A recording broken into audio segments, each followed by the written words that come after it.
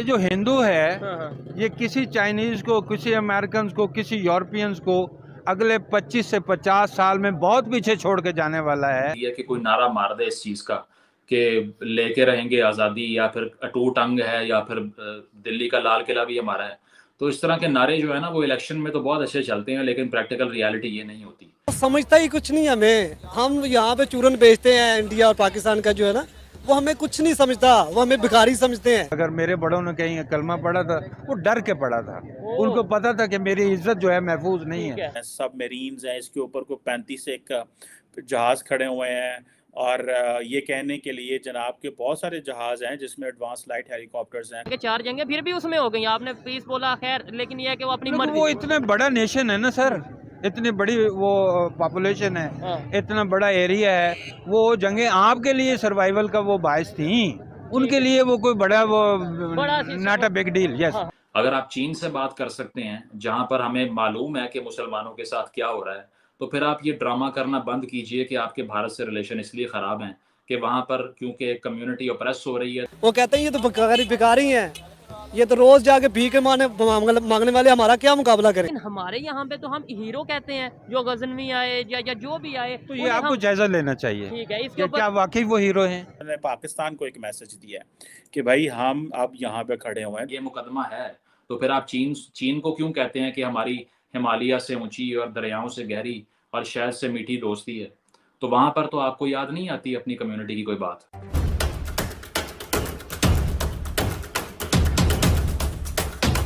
नमस्कार दोस्तों, जिस तरीके से पूरी दुनिया में हिंदुस्तान और वहाँ पे रहने वाले हिंदुस्तानी अपने काम का लोहा मनवा रहे हैं, अपने वर्क एथिक्स के साथ साथ कल्चर एथिक्स को भी लेके चल रहे हैं, उसकी भरपूर सराहना पूरी दुनिया में की जा रही है, चाहे वो अमेरिका हो या यूरोपियन कंट्रीज हो या फिर दुनिया की कोई भी देश हो। और धीरे धीरे ये बातें अब इस्लामिक देश भी समझने लगी हैं कि जो हिंदू की वर्क एथिक्स है और जो उनका कल्चरल बैकग्राउंड है, ये उनको बहुत सपोर्ट कर रहा है तरक्की करने में। और तो और पाकिस्तान, जो कि भारत को अपना जानी दुश्मन समझता है, वो भी भारत की तारीफ करने के लिए मजबूर हो चुका है और ये बताने की कोशिश कर रहा है कैसे हजारों साल तक आक्रमण झेलने के बाद भी हिंदू अपने कल्चर एथिक्स के साथ साथ अपने काम के प्रति जो ईमानदारी है उसके कारण आज तक डटा हुआ है और आगे बढ़ता ही जा रहा है। आने वाले 20-25 सालों में पूरी दुनिया पे हिंदुस्तान का इन्फ्लुएंस होगा। और क्या बातें हुई आप खुद डिबेट में देखिए। मैं कभी बात भी करता हूँ कि ये जो हिंदू है ये किसी चाइनीज को, किसी अमेरिकन को, किसी यूरोपियंस को अगले 25 से 50 साल में बहुत पीछे छोड़ के जाने वाला है। उसकी वजह यह है कि इनको कभी हिस्ट्री में सुकून नसीब ही नहीं हुआ।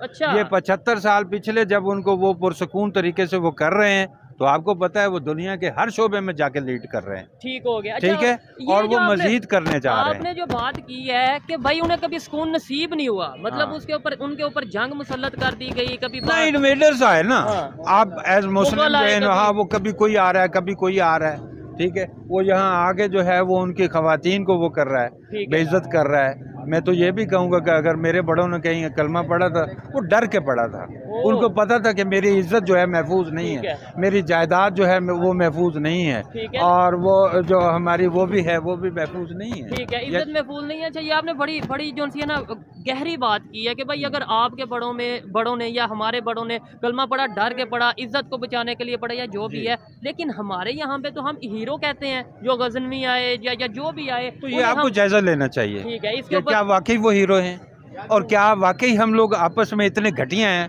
कि कभी मिल के बैठ नहीं सकते? ठीक है, ये आपको जायजा। ठीक हो गया। लास्ट में 75 साल में जो अगर आपने बोला कि उन्हें 75 साल मिले पीस के, हालांकि 4 जंगे फिर भी उसमें हो गई, आपने पीस बोला खैर, लेकिन ये है कि वो अपनी मर्जी। वो इतना बड़ा नेशन है ना सर, इतनी बड़ी वो पॉपुलेशन है, इतना बड़ा एरिया है, वो जंगे आपके लिए सर्वाइवल का वो बायस थी, उनके लिए वो कोई बड़ा वो not a big deal. Yes, हाँ, ठीक है। अच्छा, आने वाले आपने बोला कि 20 साल 25-50 साल में वो बड़ी दुनिया को पीछे छोड़ जाएंगे, चाइना को छोड़ जाएंगे, गोरों को पीछे छोड़ जाएंगे, इसकी वजह क्या है? क्या वो टैलेंटेड है? उनका ह्यूमन पोटेंशियल, तो हमारे में ह्यूमन पोटेंशियल नहीं है। और सिस्टम की अगर बात करें हैं, लेकिन आपके अंदर पोटेंशियली कुछ बड़ी खतरनाक बातें हैं। क्या? फॉर एग्जांपल, ठीक है ना, जो आपकी वो जो इंक्लिनेशंस हैं for violence, that are dangerous thing, वो आपको भी पता है, मुझे भी पता है। एक्सट्रीमिज्म की बात कर रहे हैं, एक्सट्रीमिज्म आप कहना चाह रहे हैं? हाँ, मैं उसमें नहीं जा रहा, ये कॉइन की हुई वो उसके खास पॉलिटिकल मीनिंग है, मैं उसको ऑन नहीं करने जा रहा हूँ, ठीक है ना। मैं बात कर रहा हूँ वायलेंस की, यस, जो बेस में इंसान में होता है, जो इंसान को हमेशा नुकसान के वो दहाने पर जाके खड़ा करता है। अच्छा, जीन्स तो हमारे एक ही है, मतलब जाहिर बात है पूरी दुनिया जानती है कि हम हजारों साल इकट्ठे रहे, यस, ठीक है। तो फिर हमारी सोच और उनकी सोच में फर्क आया, वो रीजन आपने बता दी। ये खत्म होने वाले हैं, ये खत्म। वायलेंस कैसे, वायलेंस आया कब और कैसे? यानी जीन्स एक है और रहे हजारों साल इकट्ठे हैं, अब इसका आंसर करें आप। ये पैदा किया गया। अच्छा अच्छा अच्छा अच्छा, ये पैदा किया गया। अगर आप वो खुतबा अलाहाबाद पढ़ो ना इकबाल का ना, तो उसमें कम्युनल वायलेंस और कम्युनल राइट्स की बात कर रहा है, ठीक है, बार बार कर रहा है। और वो कहीं भी ये नहीं बताता है कि इकबाल जो है, चूँकि वो एक दानिश्वर है, और वो चीज़ों को बैठ के वो यहाँ पे जो भी आता है, चाहे कोई भी पॉलिटिकल पार्टी सामने आए, वो आते ही सबसे पहले भारत के खिलाफ स्टेटमेंट देना शुरू कर देते हैं। आपके ख्याल से ऐसा ये लोग क्यों करते हैं? और अगर ईरान और सऊदी अरेबिया साथ मिलकर बैठ सकते हैं तो हिंदुस्तान और पाकिस्तान क्यों नहीं? देखिए, उसकी वजह ये है कि यहाँ पर जो फार राइट है ना, उसको ये चीज़ बहुत सेलेबल लगती है कि कोई नारा मार दे इस चीज़ का कि लेके रहेंगे आज़ादी, या फिर अटूट अंग है, या फिर दिल्ली का लाल किला भी हमारा है। तो इस तरह के नारे जो है ना, वो इलेक्शन में तो बहुत अच्छे चलते हैं, लेकिन प्रैक्टिकल रियलिटी ये नहीं होती। उसकी वजह है कि मॉडर्न वर्ल्ड के अंदर स्टेट्स के इंटरेस्ट होते हैं, आइडियोलॉजिकल प्रेजुडिस नहीं होती। अगर आप चीन से बात कर सकते हैं, जहाँ पर हमें मालूम है कि मुसलमानों के साथ क्या हो रहा है, तो फिर आप ये ड्रामा करना बंद कीजिए कि आपके भारत से रिलेशन इसलिए ख़राब हैं कि वहाँ पर क्योंकि एक कम्युनिटी ऑप्रेस हो रही है, तो इसीलिए आपका ये मुकदमा है। अगर ये मुकदमा है तो फिर आप चीन को क्यों कहते हैं कि हमारी हिमालय से ऊंची और दरियाओं से गहरी और शहद से मीठी दोस्ती है? तो वहाँ पर तो आपको याद नहीं आती अपनी कम्युनिटी की कोई बात। तो इससे साबित यही होता है कि ये सिर्फ और सिर्फ फॉरेन पॉलिसी मैनूवर है, और है भी सुसाइडल। मैंने रिसेंटली एक बात की इस तरह की, जिस पे बहुत क्रिटिसिज्म और लोगों ने मुझे बहुत गालियां भी दी, कि मैंने ये कहा कि जो नहीं है मोदी का यार, वो गद्दार है असल में। उसकी वजह ये है कि हमने अगर मोदी से बात करनी है तो वो अपने इंटरेस्ट के लिए करनी है भाई, उसके लिए नहीं करनी। हमने ये नहीं देखना कि हमारे सामने बुचर ऑफ गुजरात है या कौन है, जो बिलावल साहब ने कह दिया। तो उन्होंने ये नहीं सोचा कि पाकिस्तान की आवाम, जहाँ रेबीज की वैक्सीन हिंदुस्तान से आती है, जहाँ लिवर ट्रांसप्लांट हिंदुस्तान में होता है, यहाँ पर अस्पताल नहीं बना सके जहाँ हो सके, जहाँ एक सब्जी जो कि हमें 4 गुना कम कीमत पे वागा से आती हुई मिल सकती है, जो आप दुबई से मंगवानी पड़ती है ऊपर से घुमा के, वो इसीलिए ये सब नहीं हो पाता कि आपने प्रेजुडिस क्रिएट की हुई है और आपने नफरत की बुनियाद पे एक रियासत कायम की हुई है। तो जॉन एलिया साहब ने कहा था कि जो रियासतें नफरत की बुनियाद पे कायम हों, उनके आसाब उनके साथ नहीं देते।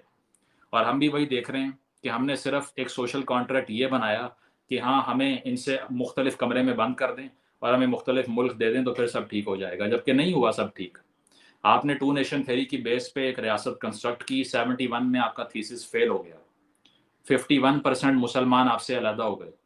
तो साबित ये हुआ कि अब ज़रा ह्यूमनिज्म की बात करें, अब मज़ाहिब की बुनियाद पे, आइडियोलॉजी की बुनियाद पे प्रेजुडिस को छोड़ दें, और साथ साथ अगर कोई भी कॉपरेट नहीं करेगा इस खित्ते में रहते हुए हिंदुस्तान से, which is the 4th largest economy in the world at this point, तो उससे बड़ा बेवकूफ़ी कोई नहीं है। तो ये सारे पॉलिटिशियंस जो हैं, इनमें विजन की बहुत कमी है। इनको नहीं इल्म के आने वाली नस्लें लड़ के जिंदा नहीं रह सकती। इनको नहीं इल्म के दोनों तरफ इतने न्यूक्स पड़े हुए हैं कि अगर उसमें से 10% भी चल गए तो इस खत्ते में 40 साल तक सूरज निकलेगा नहीं, फसल तबाह हो जाएगी। तो ये जिंगोइज्म की और जंग की जो बातें करता है, दे लैक विजन एक्चुअली, और वो सिर्फ पैटी वोट्स लेने के लिए इस तरह की बातें करते हैं। जिसमें भी विजन होगा, जिसमें भी थोड़ा सा डेप्थ होगी, वो ऐसी हरकतें नहीं करेगा। दोस्तों, आपको अगर वीडियो अच्छा लगा तो इसे कर दीजिए लाइक। अगर आप मेरे चैनल पर नए हैं तो इसे सब्सक्राइब करके ही जाइएगा। जय हिंद, जय भारत।